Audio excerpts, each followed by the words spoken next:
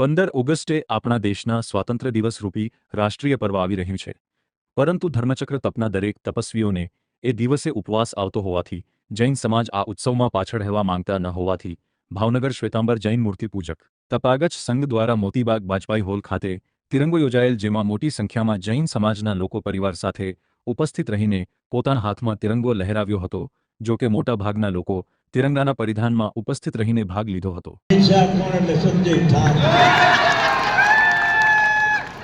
સવારે બેસવું જાહેર થયું ને, કેટલાય લોકો સવારે માર્કેટમાં દેખાડા કે ચલો બદામ લઈ આવીએ, રાબ લઈ આવીએ, પણ કાંઈ હવે તમારે કાંઈ લેવા નથી જવાનું, હવે તમારે બધું જ અહીંયા જ વાપરવાનું છે।